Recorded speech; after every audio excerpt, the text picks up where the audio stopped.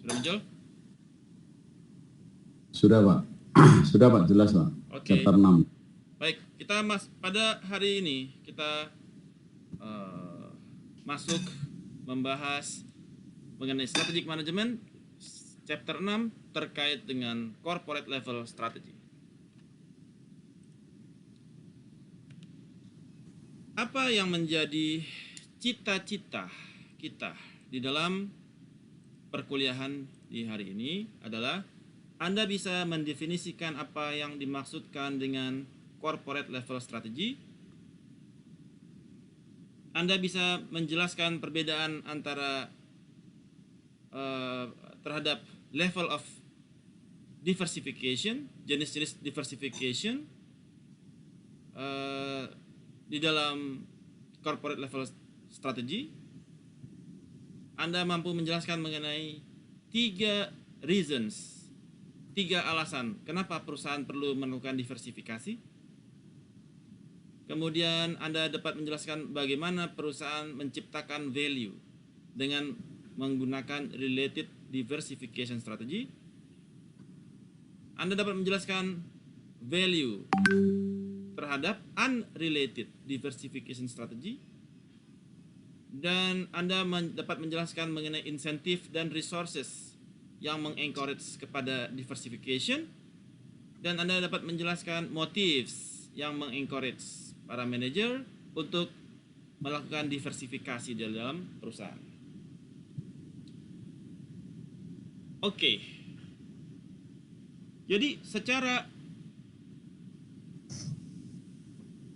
arti, ya, corporate level strategy adalah specific actions a firm takes to gain competitive advantage dengan selecting and managing group of different businesses yang competing in different product market. Jadi, a corporate level strategy merupakan action yang dilakukan oleh perusahaan untuk kembali menciptakan competitive advantage. Namun, dengan memanage group of different business. Ada banyak bisnis yang dia pegang. Ada banyak produk yang dia miliki.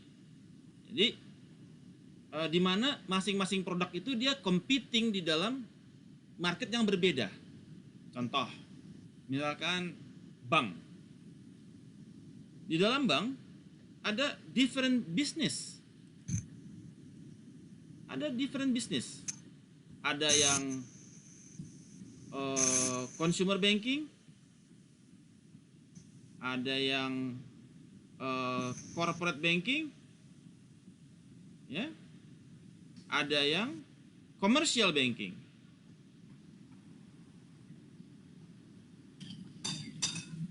Ada 3 grup, ada 3 different business yang dia compete, consumer, corporate, dan commercial.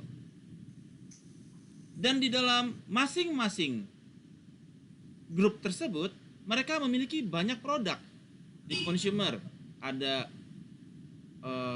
KTA, ada KPR,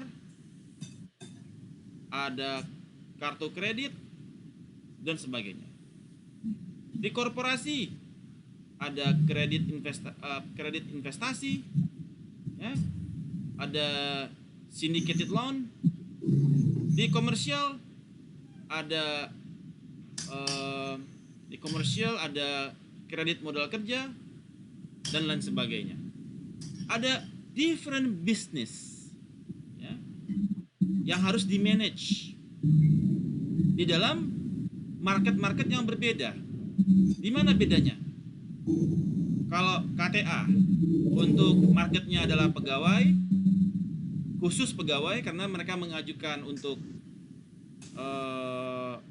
pinjaman karena dia potong gaji. KPR untuk umum, kartu kredit untuk umum juga, ya. Jadi ada marketnya, ada yang segmennya khusus pegawai atau yang untuk umum. Korporasi ada yang berdasarkan gross annual sales. Ada yang gross annual sales-nya di atas di atas 10 miliar, ya, atau di bawah 1 miliar, 1 sampai 5 miliar, 5 sampai 10 miliar. Ada grup, ada market yang berbeda berdasarkan gross annual sales, guys. Begitu juga dengan komersial, dia juga berdasarkan gross annual sales yang berbeda lagi. Nah, corporate level strategy ini dia dalam upaya mencapai competitive advantage, dia memanage masing-masing grup ini untuk masing-masing produk yang mereka miliki untuk berkompet di market-market yang berbeda dalam upaya menciptakan competitive advantage bagi perusahaan. A corporate level strategy digunakan untuk grow revenues and profit. Oke, Bank Mandiri corporate revenue-nya dari korporasi berapa? Misalkan 50%. Dari konsumernya 30%. Dari komersialnya dia 20%. Ya. A corporate level strategy dia bercita-cita meningkatkan revenue dan profit dari perusahaan. Dan mereka fokus kepada diversification. Ya. Di dalam korporasi mereka berpikir juga, ini gua mau handle industri apa? Apakah industri pariwisata? Apakah industri kesehatan? Apakah industri tambang? Jadi mereka juga berpikir kepada diversifikasi, kepada mereka punya loans. Mana company yang mendapatkan tolong yang noise di mute. Yang mana company yang mendapatkan positive externalities secara COVID-19, secara external environment? Apakah pariwisata? Negatif. Dia mendapatkan negative externalities. Jadi ada juga pengaruh kepada external environment, kepada pilihan diversifikasi oleh perusahaan. Atau ketika Anda di bagian finance, ya, ada unit finance, dia juga harus berpikir kepada corporate level strateginya dia akan fokus untuk invest di mana? Untuk cash manajemennya dia. Cash manajemennya dia mau taruh duit di mana? Apakah dia mau taruh duit di satu industri saja, misalkan di stoknya sahamnya BRI saja, atau dia mau taruh di stocks yang diversified yang memiliki positive externalities dalam kondisi COVID ini. Dan corporate level strategy ini berekspektasi untuk membantu perusahaan mendapatkan above average return by creating value. Above average return artinya di atas rata-rata industri. Kalau rata-rata industri perbankan, berapa sih mereka punya earning per share? Berapakah mereka punya net income? Ya, berapa persen mereka punya net income? Itu menjadi above average return apabila earning per share-nya dia atau net income-nya dia atau return on investment-nya dia di atas dari rata-rata market. Jadi ini yang diharapkan dari corporate level strategy agar memastikan bahwasanya kita mendapatkan above average return,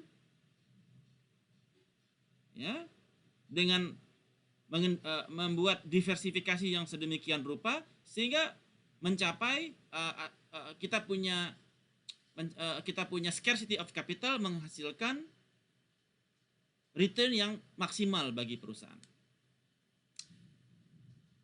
Corporate level strategy ini juga concern dengan dua key issues, ya, yaitu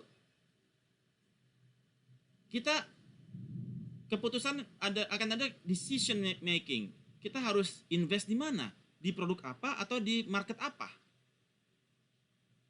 Bagaimana perusahaan menentukan saya harus invest di mana? Ya. Nah, kemudian bagaimana headquarter should manage those business. Jadi ini yang menjadi issues, pilihan. Di sini kita bermain dengan SWOT, kembali dengan SWOT. Bagaimana pilihan market atau pilihan produk yang kita tetapkan itu bisa sesuai dengan opportunity yang ada. Misalkan kita mau memberikan kredit KTA kepada dari Bank Mandiri, mau memberikan kredit KTA. Dia akan memberikan kredit KTA kepada market yang mana? Apakah dia akan memberikan kredit KTA kepada market pariwisata atau kepada market kesehatan? Tentu dia akan memilih kepada kesehatan dibandingkan kepada pariwisata. Jadi, company harus berpikir dia harus masuk ke market yang mana. Industri apa dia harus berikan, granted dia punya produk. Otherwise, kalau dia berikan produk, maka kepada pariwisata, kepada konstruksi, maka kemungkinan besar nanti akan chapter 11. Perusahaannya bisa mengalami bankruptcy. Dan kemudian pegawainya tidak terima gaji. Kemudian kreditnya macet.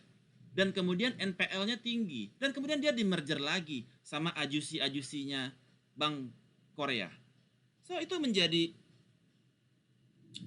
corporate level strategy dalam sisi consumer banking untuk penentuan kepada segmen mana yang akan dituju agar kredit yang diberikan, KTA yang diberikan, KPR yang diberikan itu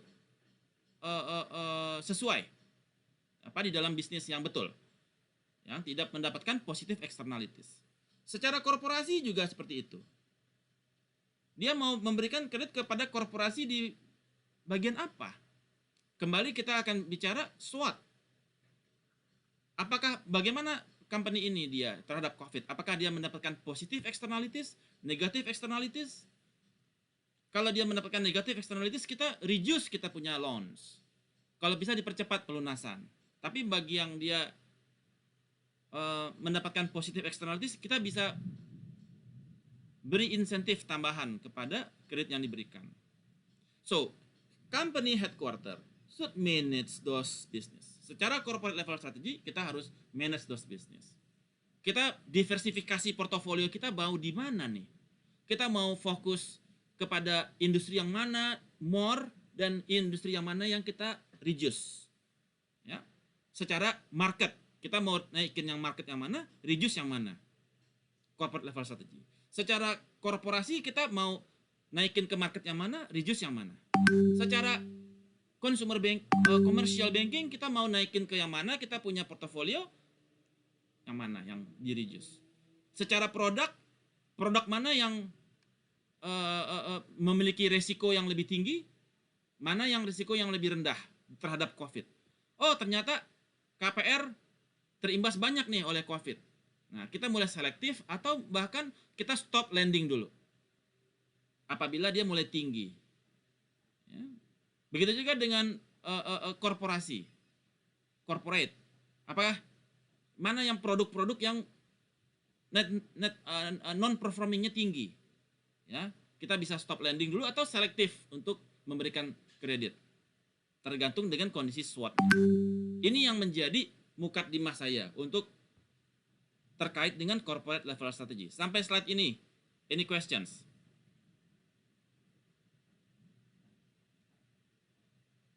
So far so good, Arasso?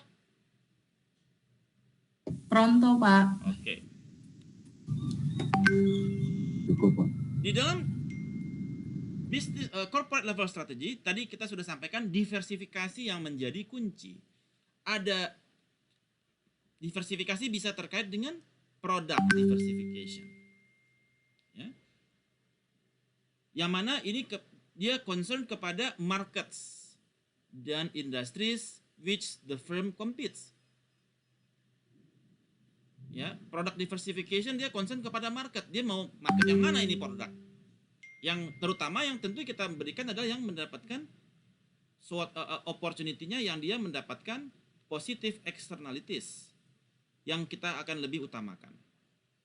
Ya, industrinya yang mendapatkan positive externalities. Sehingga kemudian manajer Anda sebagai manajer bisa match the resources kepada opportunities yang diberikan. Ya. Anda bisa manage strengths Anda untuk memberikan value proposition yang sesuai dengan opportunity yang ada. KPR, Anda nggak kasih itu kepada konstruksi, Anda nggak kasih itu kepada Bluebird, Anda nggak kasih itu kepada Waskita, Anda nggak kasih itu kepada pariwisata, tapi Anda kasih kepada kesehatan, Anda berikan kepada oil and gas, Anda berikan kepada ICT, Internet Communication Technologies, ya. Itu bagaimana Anda meramu diversifikasi portofolio yang akan Anda bangun di dalam perusahaan Anda. Diversifikasi akan sukses ketika dia bisa mereduce resiko kepada profitability perusahaan. Ya, kalau Anda hanya dengan kondisi saat ini Anda berikan semua sama saja, Anda jeopardize the company. Anda harus bisa mengurangi resiko kepada kebangkrutan dengan memanage kepada diversifikasi dari market Anda, diversifikasi dari produk, diversifikasi dari market, yang mana memberikan optimum result, yaitu profitability. Dan ini action tersebut mengurangi kepada resiko, ya, terhadap profitability perusahaan. Nah, menentukan mana market yang memiliki positif atau negatif externalities itu menjadi sangat penting dilakukan secara periodik untuk melihat mana market-market yang seksi. Jangan menempatkan put your egg on the market yang udah nggak seksi gitu. Provide the firms with the flexibility to shift their investment to the markets where the greatest return are possible. Jadi diversifikasi memberikan kesempatan kepada perusahaan untuk shifting their investment kepada lokasi atau tempat-tempat yang memberikan return yang lebih aman, rather than being dependent kepada few market yang mendapatkan negative externalities. Ya. Di dalam level of diversification, diversified firm itu terbagi-bagi berdasarkan level dari diversifikasi tersebut. Ya. Dan connection-nya antara bisnis tersebut. Ada 5 kategori dari diversifikasi. Ada yang single business, dominant business, related constraint, related link, dan unrelated. Apakah ini semua?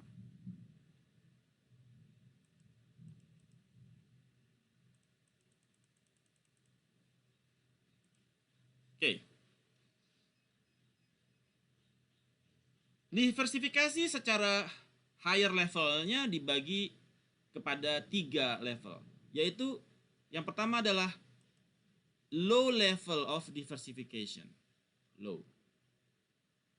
Ada yang moderate, ada yang very high, ada yang moderate to high, ada yang very high. Low level of diversification ada 2, ada yang single business, ada yang dominant business. Single business itu dia hanya satu bisnis yang dia pegang, di mana 95% dari revenue perusahaan come from a single business.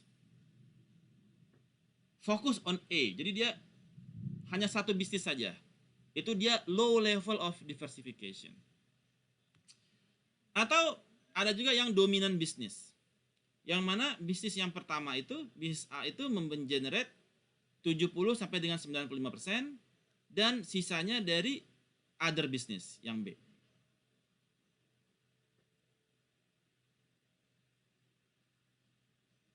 Contoh,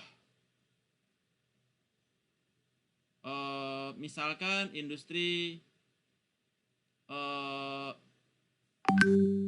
transportasi, Bluebird. Bluebird dia fokus kepada bisnis transportasi, yaitu A, di mana 95% pendapatan Bluebird itu dari kegiatan transportasi. Dari mengantarkan penumpang dari satu lokasi koordinat ke koordinat yang lain. Kemudian sekarang bisnis Bluebird dia mulai bergerak menjadi dominan bisnis. Sekarang bisnis transportasi hanya 70%.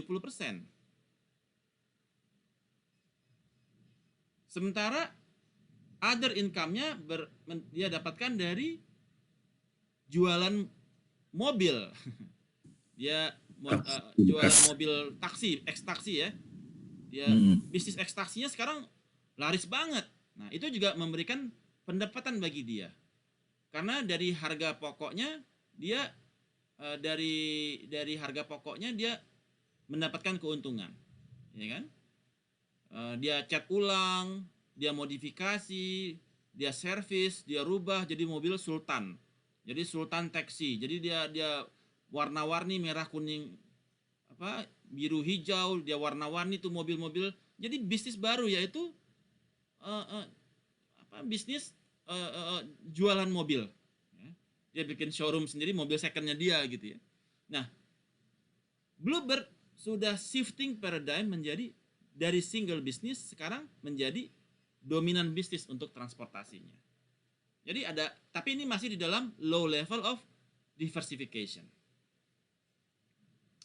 Kemudian ada yang moderate to high level of diversification. Di mana dia dibagi dua, yaitu moderate and high diversification ini dibagi dua, yaitu related constraint dan related link. Apa yang dimaksud dengan related constraint? Ini adalah apabila pendapatannya dia 70% dari coming dari dominant business, namun all business share product, share technology, share distribution, share resources. Artinya ada related constraint. Nah, misalkan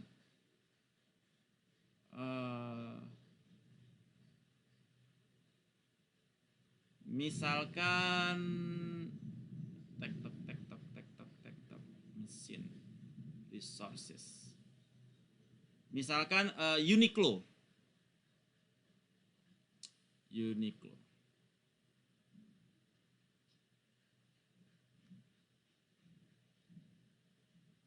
Oke.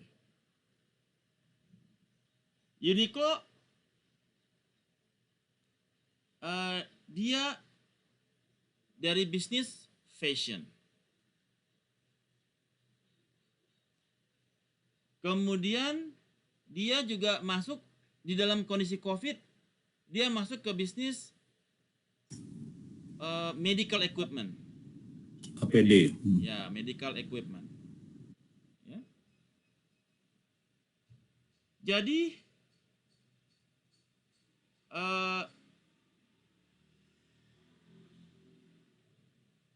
ketika dia bisnis fashion, semua resource-nya dia itu menciptakan fashion ya, baju, celana, seperti itu ya. Kemudian ketika COVID, dia kemudian dengan mesin yang sama, dengan resources yang sama, dia meng-create APD. Dia membuat baju APD ya. Uniqlo mengeluarkan APD versionnya dia. Ya. Dan di mana dia share kepada produk, teknologi, dan distributionnya dia. Nah, ini disebut dengan related constraint. Ya, dia bikin APD, dia bikin masker, gitu ya. Mesinnya yang sama, tapi dia merambah kepada industri yang berbeda. Industrinya berbeda, tetapi resource-nya tetap.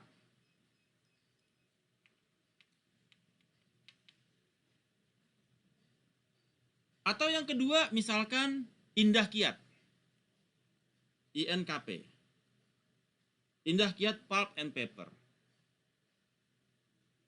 Bisnisnya dia adalah kertas, ya, paper. Tetapi di masa COVID, penjualan paper turun, terjun bebas. Nggak ada orang yang butuh paper. Siapa orang butuh paper 2 tahun terakhir? Ya, ngeprint, di rumah mana sempat ngeprint. Semua PDF aja. Tidak ada kertas yang tidak ada kertas yang berputar. Sehingga kemudian dengan kondisi tersebut, Indah Kiat mereka shifting membuat masker, ya. Jadi dengan menggunakan produk yang sama, raw material yang sama, bisa jadi kertas dengan proses yang berbeda, prosesnya yang berbeda, mereka menciptakan produk masker, ya. Mesinnya sama, orangnya sama, cuma prosesnya dirubah. Dari yang sebelumnya prosesnya jadi kertas, sekarang prosesnya dibikin ada lapisan kertas yang kemudian yang dari bubur kertas tersebut dia bisa bikin masker. Namun karakteristiknya adalah maskernya tidak bisa dicuci. Kalau dicuci dia langsung ambrol kayak kertas gitu ya, dicuci langsung pecah gitu ya. Nah, untuk sekali pakai. Ini juga disebut dengan related constraint. Kemudian related link, di mana mix antara related dan unrelated. Related dan unrelated. Oh ya, kalau yang tadi fashion masih fashion, tetapi untuk medical ya, fashionnya medical. Kemudian yang untuk related link, mix related and unrelated. Di mana 70% revenue dari dominan bisnis dan there are only limited links between business. Dia sedikit doang yang berhubungan. Ya. Misalkan sedikit yang berhubungan. Diversification. Related. Oh, seperti Gojek. Ya. Gojek pendapatan utamanya dari transportasi. Namun dia diversifikasinya ada GoFood, ada GoMassage, ya. Ada Go, apalagi yang dia punya GoFood, GoMassage, GoSend, ya. Nah, only limited links between business, ya. Jadi linknya terkait dengan pengantaran, tetapi yang lain-lain sudah unrelated dengan transportasi. Food udah unrelated. Massage sudah unrelated, ya. Atau go tukang gitu ya, sudah unrelated. Jadi ada mix antara related dan unrelated. Tapi bisnis utamanya masih di dalam transportasi, GoCar dan GoRide. Yang ketiga adalah very high level of diversification, di mana bisnisnya dia udah totally unrelated. 70% revenue comes from the dominant business and there are no common link between business. Nggak ada yang ini. Seperti KUB ya, kelompok usaha Bakri Brothers. Itu mereka sudah unrelated semua. Ada yang ke sawit, ya, Bakri Sumatera Plantation, ada TV One. Kemarin mereka menelurkan bus listrik ya, Vector ya. Bus listrik pengganti untuk busway. Jadi ada vektor bus listrik, ya, bis listrik, pakai baterai dia sekarang, ya.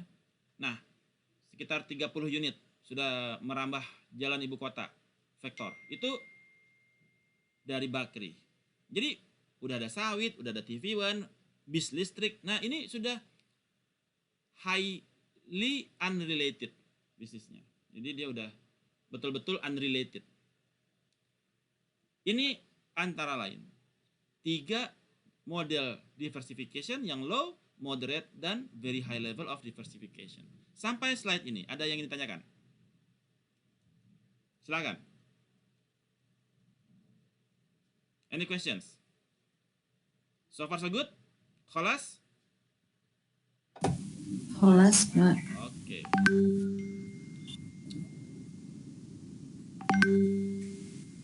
Nah, ini yang menjelaskan. Oke, ini yang menjelaskan yang tadi ya. Untuk low level, moderate,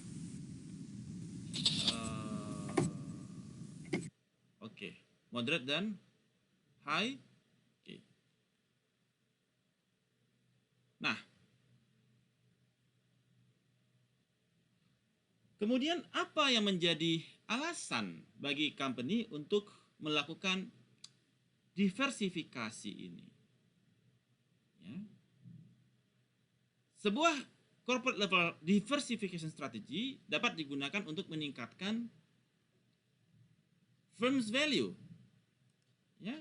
Ketika kita melakukan diversifikasi produk, market, maka kita bisa meningkatkan firm's value dan meningkatkan overall performance.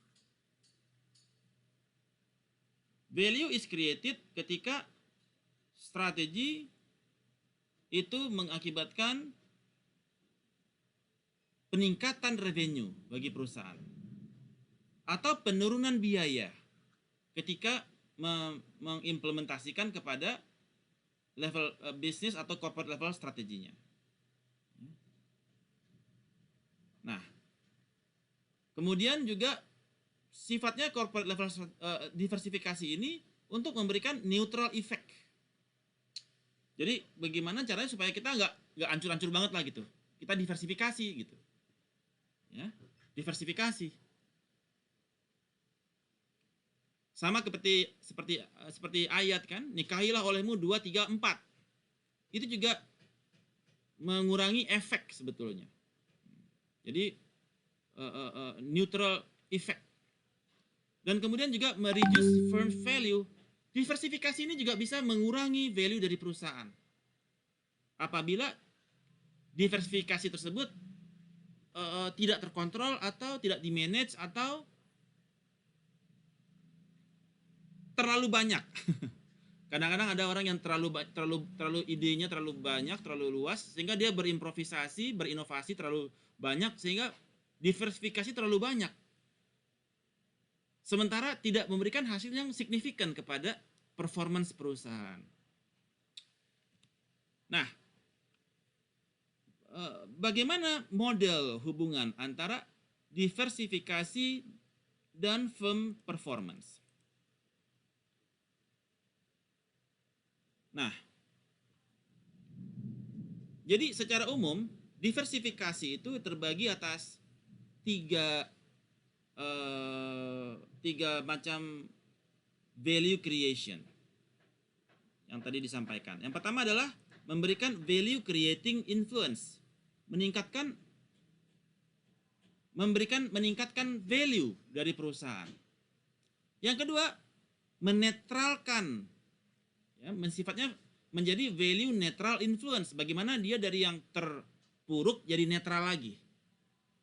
Tapi juga bisa diversification strategi berakibat kepada value reducing influence. Mengakibatkan value perusahaan menjadi jatuh. Inilah diversification strategi yang berimplikasi kepada firm performance. Di dalam value creation strategy itu terbagi 3, yaitu economic of scope, market power, dan financial economics. Apa yang dimaksud dengan economic of scope? Economic of scope adalah bagaimana kita mendiversifikasi kepada produk. bagaimana kita mendiversifikasi kepada market. Ya. Ketika produk itu kita diversifikasi, ada produk consumer, komersial, corporate berdasarkan gross annual sales-nya. Nah, itu bagaimana kita membuat economic of scope berdasarkan market. Kemudian kita di masing-masing market kita bikin diversifikasi produk. Ada KTA, KPR, tabungan, deposito. Kemudian di sisi komersial itu ada giro, kredit modal kerja, kredit investasi. Yang di korporasi kita bisa kredit korporasi, syndicated loan. Itu menjadi product diversification. Kemudian untuk customer segmentation-nya mereka, ini di dalam business level strategi, di dalam segmentasinya dia, di dalam business level, kita juga melihat diversifikasi kepada segmen. Segmen mana yang mau kita tuju, industri mana yang mau kita tuju, mana industri ini di dalam business levelnya nanti ya, per masing-masing produk. Segmen mana yang dia tuju, terhadap industri mana yang mendapatkan positive externalities dari kondisi eksternal. Ini di dalam economic of scope, value creation. Kemudian yang kedua adalah market power. Di dalam market power, kita bicara mengenai ketika kita melakukan diversifikasi, maka kita mendapatkan market yang lebih besar. Sekarang bisnis Anda adalah misalkan Anda bisnisnya sekarang Si Cepat Express. Si Cepat Express sementara ini dia pakai transportasinya dia pakai darat. Dia pakai darat nih, ground shipping. Jadi dari mobil nganter ke Bandung, nganter ke Surabaya, nganter kemana-kemana. Pakai ground shipment. Ground trucking, ground delivery. Kemudian dia juga, kemudian itu di sisi produk ya. Kemudian dia melakukan diversifikasi kepada jasanya dia kepada yang overnight delivery. Dia bisa langsung nganter ke Papua, langsung nganter ke overnight, barang diantar pakai pesawat. Jadi ada dua service yang dia berikan. Satu transportasi darat, yang kedua transportasi udara. Kalau transportasi darat murah, ya, transport udara mahal. Kalau darat waktunya bisa 1 minggu barang sampai, kalau udara semalam barang bisa sampai. Nah, ini dengan dia melakukan diversifikasi ini dia mendapatkan gain terhadap market power. Dia mendapatkan market power. Kemudian yang ketiga, financial economics.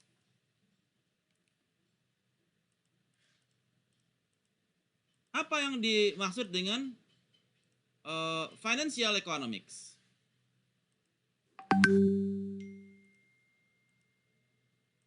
Jadi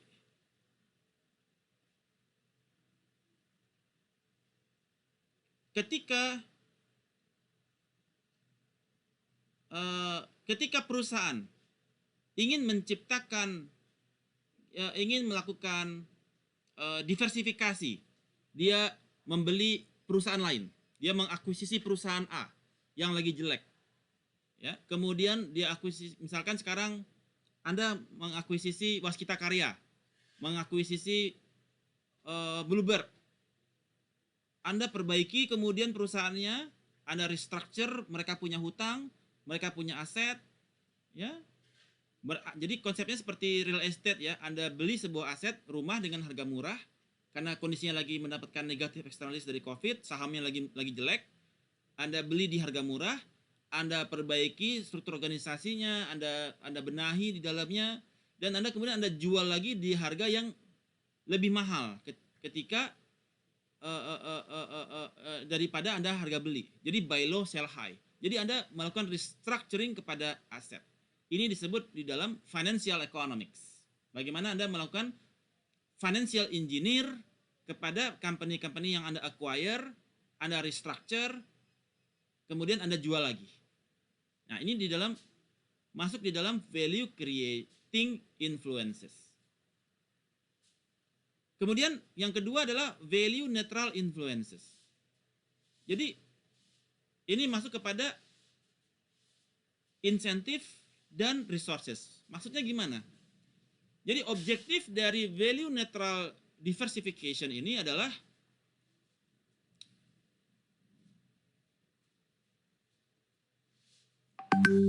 Anda melakukan strategi agar kondisi yang pertamanya dia lagi negatif bisa menjadi netral kembali.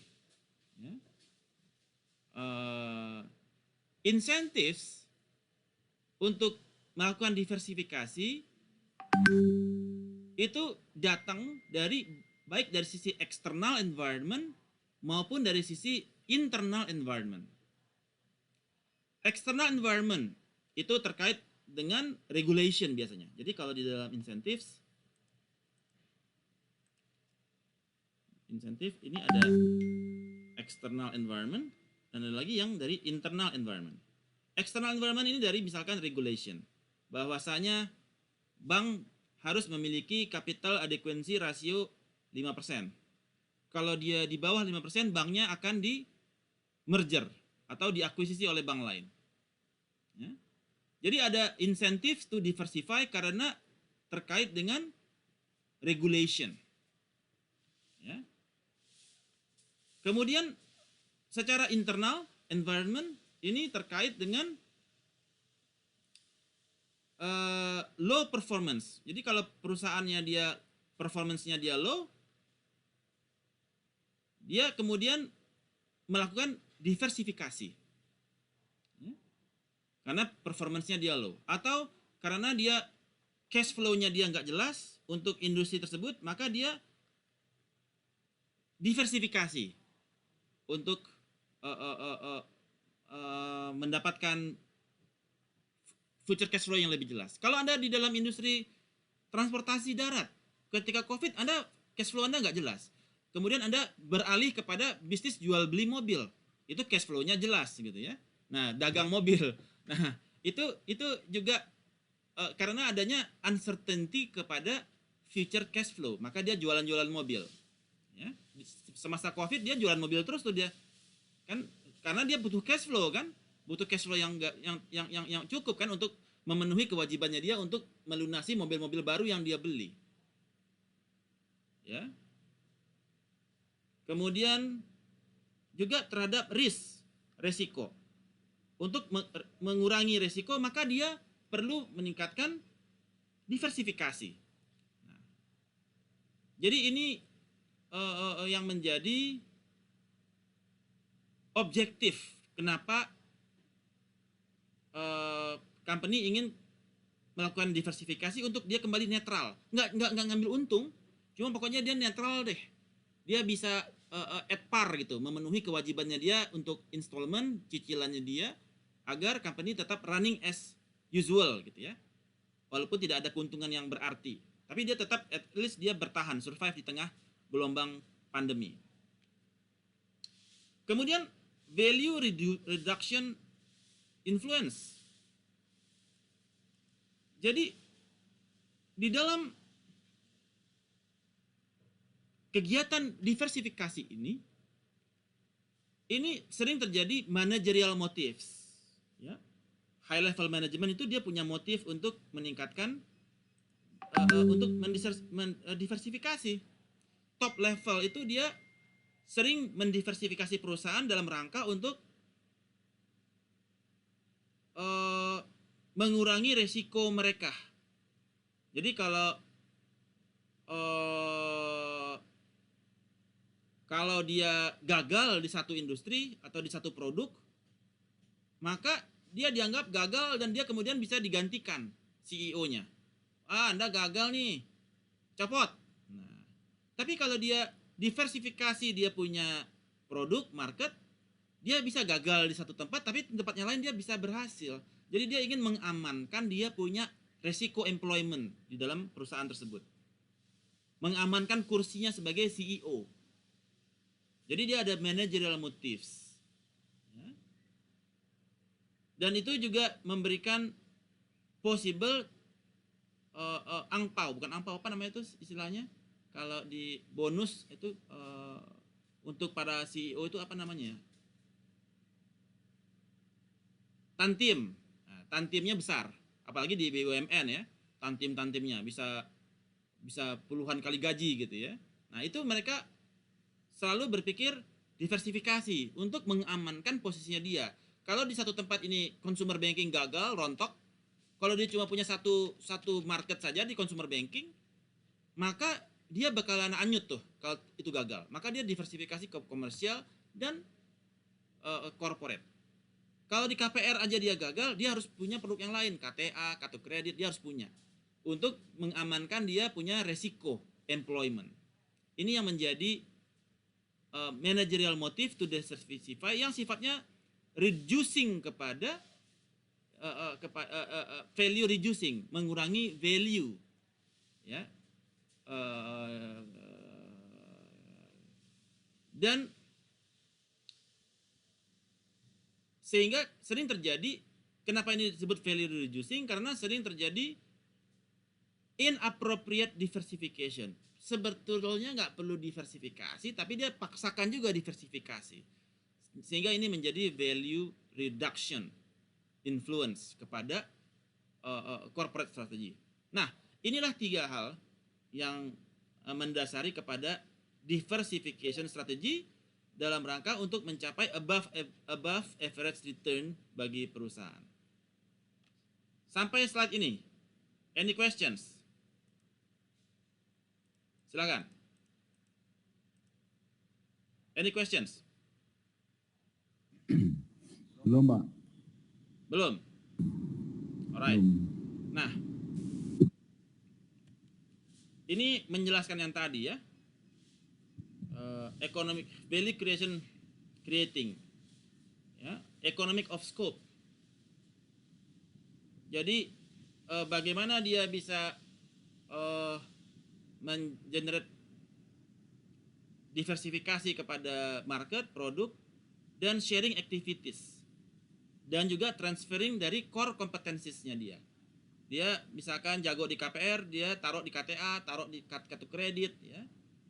Jadi untuk produk-produk yang lain. Jadi core kompetensinya di share.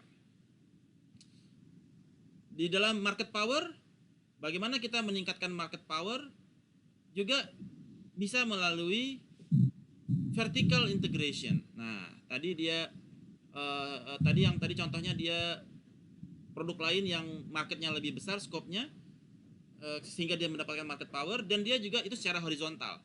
Kemudian secara vertikal dia juga bisa meningkatkan market power dengan membeli sumber dayanya, menguasai resourcesnya. Misalkan Toyota membeli Nippon Steel atau Toyota membeli Krakatau Steel. Jadi dia mendapatkan market power karena source of material dari Krakatau Steel itu sahamnya dimiliki oleh Toyota. Yang mana saat ini sahamnya sudah mulai dimiliki oleh POSCO Korea. Sementara POSCO juga memiliki saham di Hyundai. Jadi kalau nanti POSCO punya saham Hyundai dan Krakatau Steel juga dimiliki oleh POSCO 100%, maka Hyundai memiliki market power yang cukup besar karena dia memiliki vertical integration dengan Krakatau Steel. Ya. Hyundai. Kemudian blocking competitors through multi-point competition, market power. Nah, seperti yang tadi saya sampaikan, si Cepat Express dengan Lion Parcel. Dengan dia membeli dia bisa overnight shipment, ya. Kemudian dia bisa berkompetisi dengan Lion Parcel yang menggunakan juga Lion Air. Jadi dia memblocking kompetitornya dia dengan juga dia multi point of competition. Dengan dia bisa overnight shipment dengan maskapai penerbangan yang lainnya, seperti itu ya. Nah, itu dalam rangka menciptakan market power. Financial economists Yang tadi dia melakukan business restructuring, ya, unrelated diversification, dia perbaikin, dia benahin, dia jual lagi. Kemudian efficient internal capital allocation. Bagaimana dia menentukan industri mana yang dia mau perbaiki. Ya, mana yang mendapatkan negatif COVID, mana yang mendapatkan positif dari COVID. Nah itu sehingga kita bisa menentukan mana saham yang sebaiknya kita atau company yang sebaiknya kita beli, ya, di dalam corporate level strategy.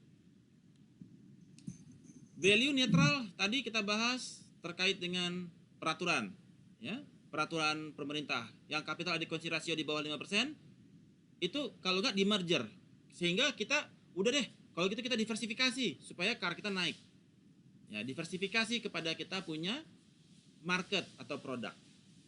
Kemudian ketika kita low performance, kita juga diversifikasi biar kita neutral. Kita cash flow-nya nggak jelas, kita masuk ke industri yang lain supaya value-nya netral.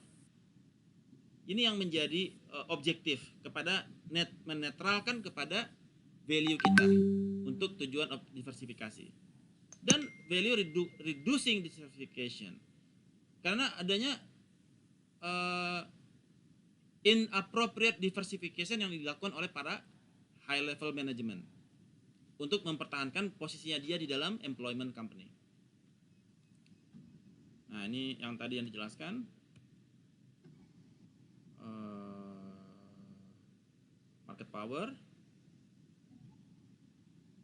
unrelated diversification, capital market allocation, restructuring untuk company-nya dia, value neutral, kemudian low performance yang untuk incentive to diversify, peraturan pemerintah, kemudian low performance dia juga berusahakan untuk diversifikasi untuk dia kembali netral lagi, cash flow yang nggak jelas dia diversifikasi untuk memastikan dia kembali netral, sinergi, dalam rangka sinergi dia diversifikasi, dan kemudian motives dari manajerial untuk melakukan diversifikasi yang mengakibatkan value reducing, karena keinginan untuk mendapatkan kompensasi yang lebih besar mengakibatkan pada high level management membuat diversifikasi yang nggak penting, inappropriate diversification, ya.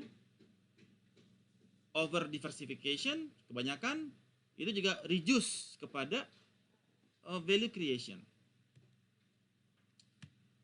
Alright, itu topik kita pada hari ini, ya. Setelah ini kita akan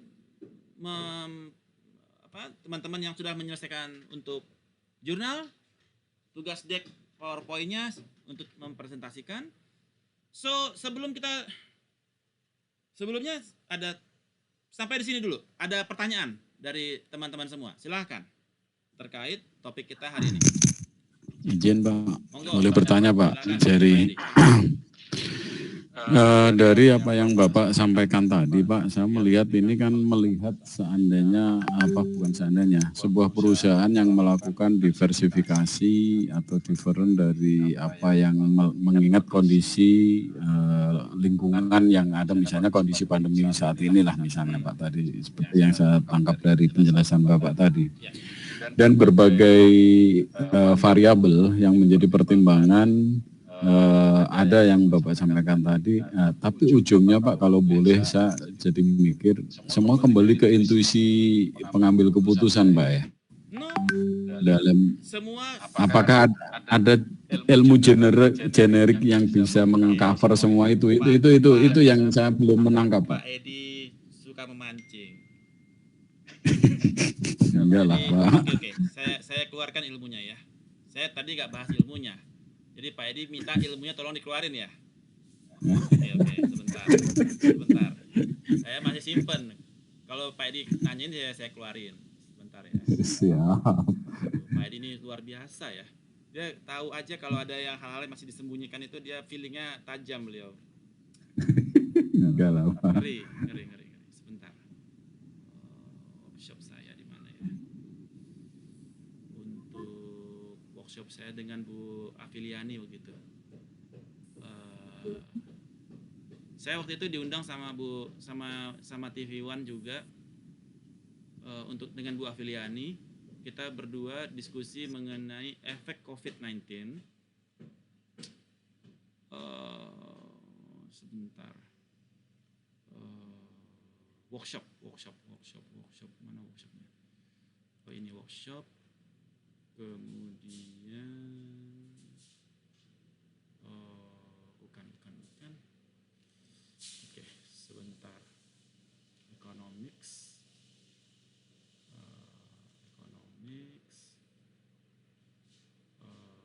matrikulasi, webinar. Oh, ini dia. Oke. Layar saya sudah muncul? Sudah Pak. Oke. Sudah muncul Pak. Pertanyaan dari Pak Edi, bagaimana cara kita melakukan mengetahui kemana kita harus arahkan industri yang mau kita tuju, atau diversifikasinya arahnya kemana, begitu ya Pak Edi ya? Iya Pak, siap. Ada Dalam semacam panduan lah Pak. Apa panduan? Jadi secara umum COVID-19 telah memberikan global economics, memberikan resesi kepada Indonesia. Kita mengalami negative growth ya. Ini yang saya paparkan dengan Bu Afiliani waktu saya acara di situ ya. Jadi ada negative growth 3 kuartal berturut-turut ya. Kemudian secara indikator makroekonomi kita mengalami banyak sekali penurunan yang drastis. Dari gross domestic produk kita mengalami penurunan, pertumbuhan ekonomi mengalami penurunan, ekspor kita mengalami turun dari 2,9 turun ke 2,6, impor kita dari 3 turun ke 2,4, kemudian inflasi kita dari 27 turun ke 1. Inflasi turun ya, bagus dong. Kemudian pengangguran kita mengalami peningkatan dari 7,1 ke 9,7, pengangguran terbuka 5,2 ke 7,0, penduduk miskin 24 ke 27, Gini rasio naik dari 0,38 ke 0,385, pendapatan APBN mengalami penurunan 1,9 ke 1,6, pengeluaran mengalami peningkatan 2,3 ke 2,7. Jadi mulut buaya, pendapatan turun, pengeluaran naik terus, dan bikin lagi proyek-proyek yang proyek raksasa gitu ya. Padahal duit nggak ada. Pendapatan turun Pak, pendapatan kita turun, dan akibatnya kita bikin bonds yang nggak laku kan? Bikin suku lagi Nggak Pak. laku kan? Yang beli kan BI lagi kan? Nggak ada, market luar nggak beli kan? Jadi dan kemudian sekarang akibatnya pajak dinaikkan ya. Minyak goreng harganya nggak ketulungan, Pertamax 12.500, dan dalam gradual akan naik ke nilai ekonomisnya ke 16.000, solar udah nggak ada. So ini menjadi kondisi makroekonomi kita ya. Nilai tukar kita yang semakin meningkat, mengalami depresiasi. Nah, ini macroeconomics indicator. Kemudian bagaimana kita melihat situasi ini? Global pandemi naik, resesi naik, systemic mistrust naik, productivity turun, talent turun, teknologi naik, produk domestik bruto turun, ekspor impor turun, investasi turun, unemployment naik, poverty naik, APBN turun. Semua indikator nggak bagus, dashboardnya jelek banget ya. Nah, secara internal environment juga mengalami penurunan. Secara finansial, capacity, core competencies, competitive advantage kita turun. Jadi sekarang bagaimana kita meningkatkan sales, meningkatkan transaksi, meningkatkan productivity, dan menurunkan NPL. Nah, jadi kembali ke pendekatannya Pak Luhut. Kita harus mendasari kepada data science. Kita harus lihat big data. Big data bicara apa? Ya. Jadi saya setuju sekali dengan Pak Luhut. Kembali ke big data. Big data ngobrol apa di sini? Ya, Caimin juga bicara big data. Jadi semuanya bicara big data. Oke, kita ikutin cara berpikirnya. Masuk ke big data. Jadi di dalam big data kita bisa melakukan clustering model ya untuk menentukan industri mana yang mendapatkan positive externalities dan mana yang mendapatkan negative externalities. Terus company mana yang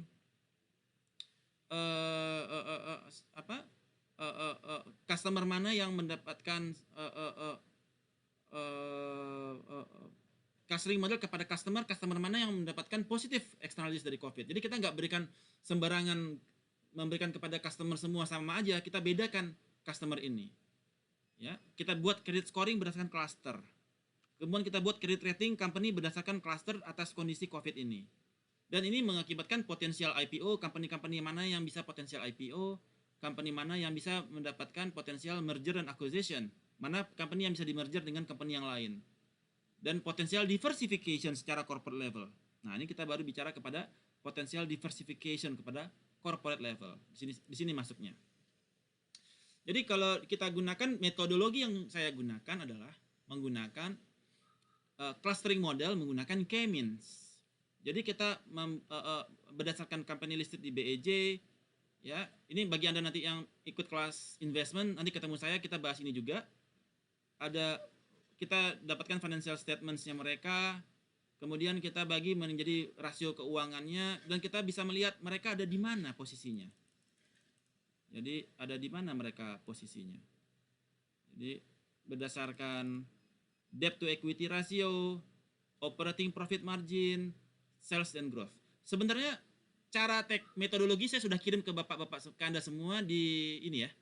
Kemarin saya taruh di methods untuk jurnal Anda itu ada satu yang paling bawah segmentasi menggunakan K-means ini. Saya sudah informasikan caranya.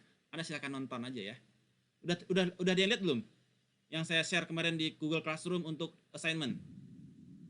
Udah, Pak. Nah, ini yang metodologi itu yang saya gunakan ya. Jadi dari financial ratio ini kita bisa melihat mana company yang mendapatkan negatif impact, di mana sales growth-nya dia negatif. Kemudian operating profit margin-nya dia negatif. Debt to equity ratio-nya dia tinggi. Nah, di sini nih. Ini adalah company-company yang mengalami negatif externalities oleh COVID. Anda yang mendapatkan sales growth-nya tinggi. Ini nih company-nya nih. Yang operating profit margin-nya tinggi. Artinya COVID mengakibatkan dia mendapatkan positive externalities. Jadi kita berusaha melihat segmentasi dari industri. Industri mana yang mengalami positive externalities maupun yang negative externalities. Nah, jadi nanti dia itu kita akan melihat kepada 5 kelompok. Mana yang negatif, mana yang positif. Nah, ini adalah company, industrinya yang mendapatkan positif, yaitu peralatan dan kesehatan, minuman, media, asuransi, telekomunikasi. Ini yang netral lumayan banyak. Negatif impact, bank itu negatif impact, ternyata bank juga mengalami negatif impact dari COVID. Ya, BTN itu udah mau chapter 11 tuh sekarang. Ya, di sini negatif impact. Ini saya buat ini lama sebelum berita-berita pada kolaps ya. Di sini Waskita Karya di sini udah ketahuan bakal kolaps dia. Konstruksi bangunan udah kena di sini. Pengangkutan darat penumpang Bluebird ini udah kena di sini, negatif impact. Ya, pariwisata di sini udah kelihatan dari laporan keuangan perusahaan. Jadi kita udah bisa seleksi kepada company-company tersebut. Ya.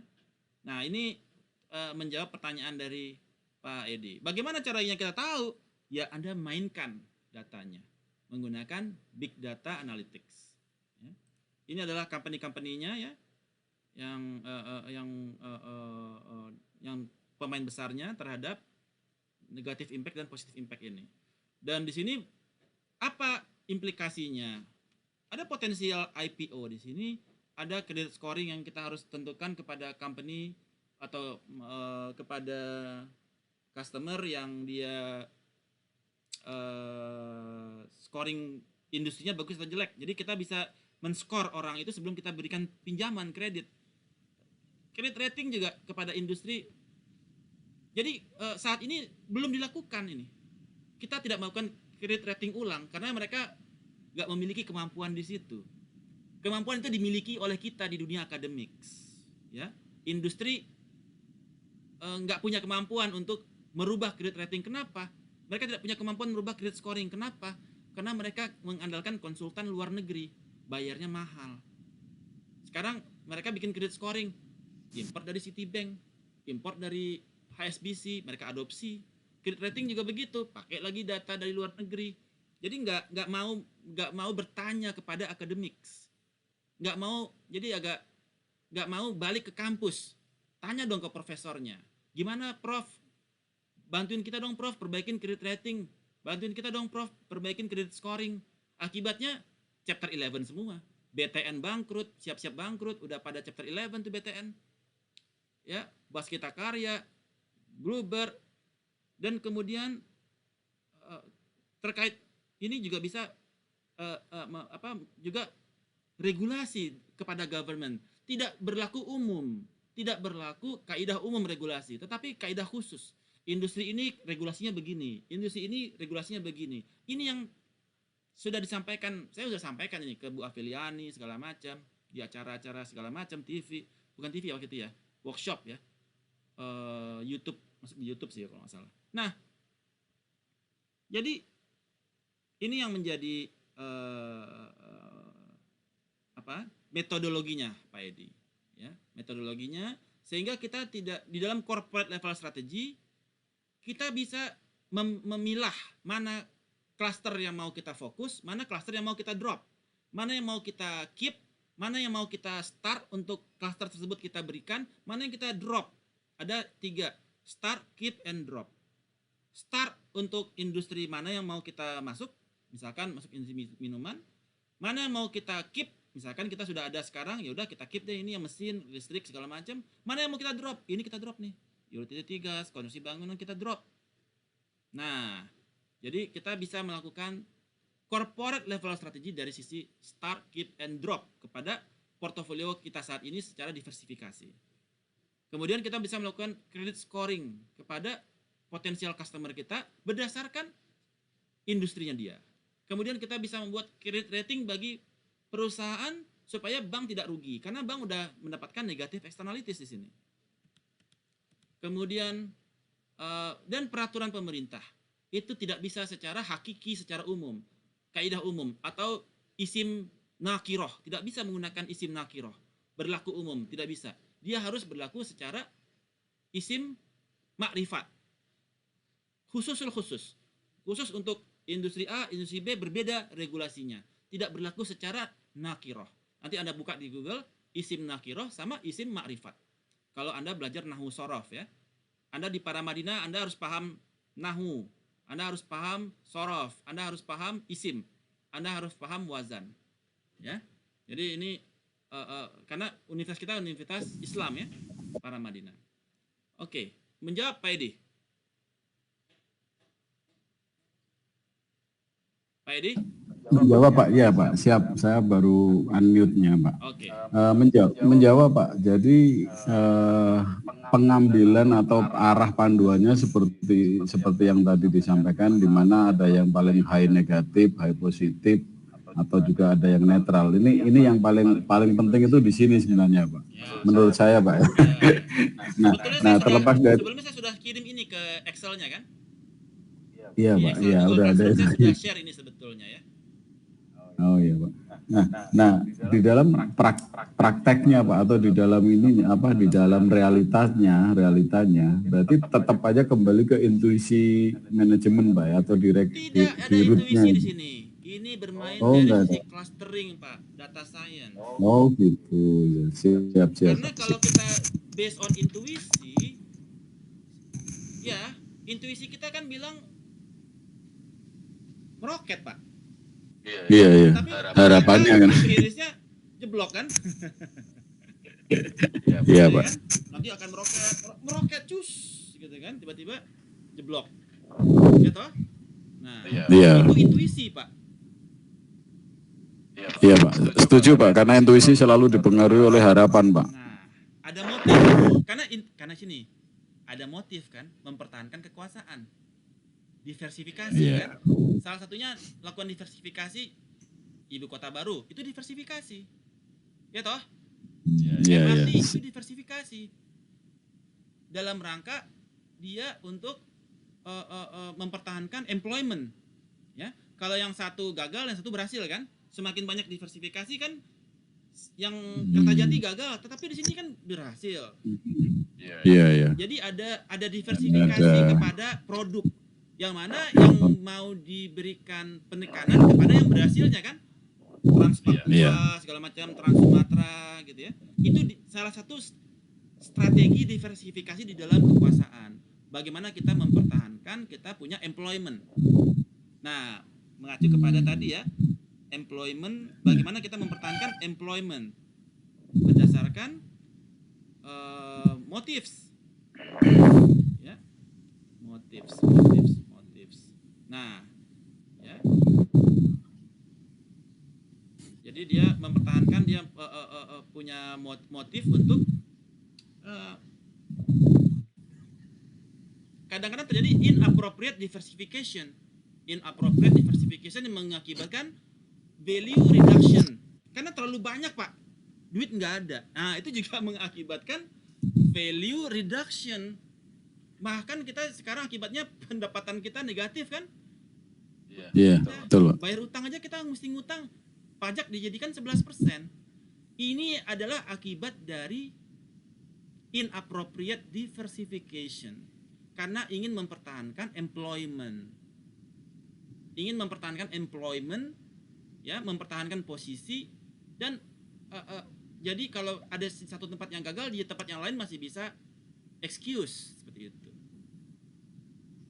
Kebayang Pak Edi? Iya, Pak. Siap. Pak Rani udah Cukup. nggak jelas tuh.